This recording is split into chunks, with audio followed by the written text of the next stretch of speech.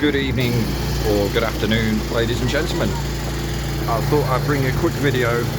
It's quite noisy, I know, but I happen to be walking through Boscombe and had to sort a couple of things out.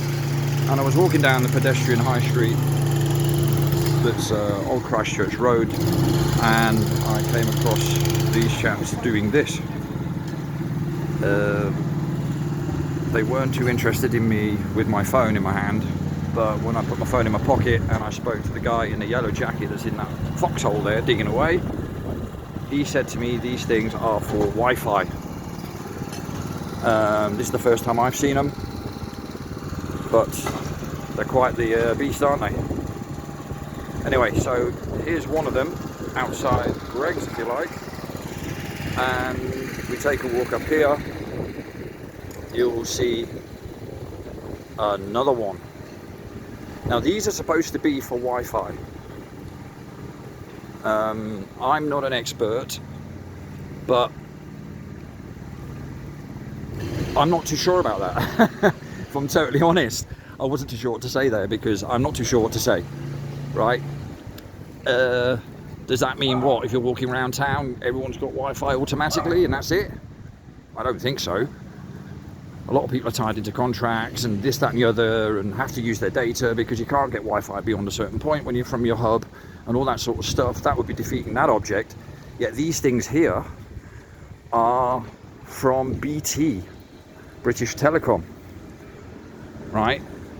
I'll give you a little backstory in British Telecom in a minute. But this here is another one. This is supposed to be for Wi-Fi. Yeah, I've got a camera in my hand, mate. Don't worry about that. Wasn't a problem, was it? Unless you're getting up to anything funny, that is. See what I mean? They're looking at you like you're committing some sort of crime. All I did was walk along with a camera and show people that new stuff is getting put up. And their reaction tells me all I need to know. He was making eyes to his boss who stood on the right there in the yellow jacket. And they know they can't do anything because I'm on a public pathway.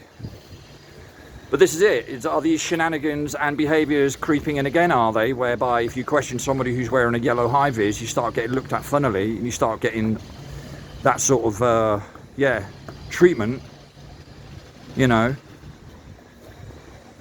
Everyone is allowed to get their phone out of their pocket, switch their camera on and record whatever the hell they want if it's a public place. Anyway, British Telecom, the company installing this, clearly, it's got it all on the top there, written in bold letters. They are also an organisation, if you are financially not very, in not a very good place, they will, when you call them up on their hotline or whatever, if you're a customer of theirs, that is, they will, on asking you your national insurance number, check it up through their system whether or not you're entitled to a really cheap package or not. Now, since when does a telecom company have access to your information that is actually only really meant for, you know, the authorities that are directly involved in your life, like if you're on benefits, for example, or if there's other sort of things that you're tied in with financially with the state, then that is where your national insurance number plays a big part.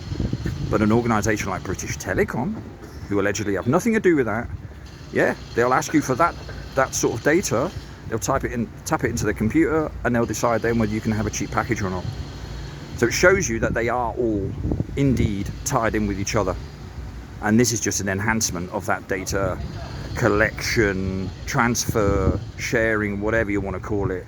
And much, much more, because the size of those bloody boxes, look at them. They're big.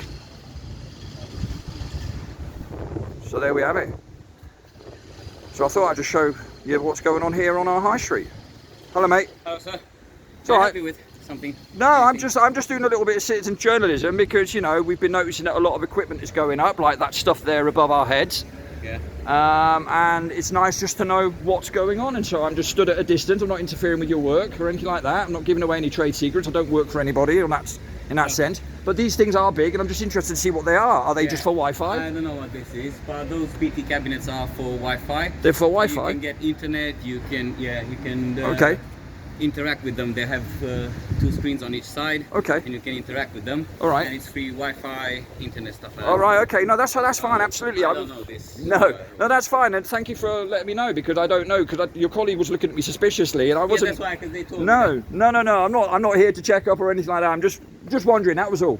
In the name of citizen journalism, nothing more. Yeah, so mainly they're installing these nationwide. Yeah. Wherever they had the old telephone cabins, Right. they're installing these. Obviously, those are redundant. Nobody uses the telephone cabinets anymore. Yeah. Right. So they're installing these for Wi-Fi, Okay. adverts and stuff like that. Okay. All right. Well, thank you very much, my friend. No worries. Cheers. Bye. Yeah. You too. Bye. Well, there you have it. There you have it. Okay. So on that note, on a windy, not cold, drizzly day here from Boscombe in Bournemouth, I bid you all farewell until the next video I'll put out in the next few days.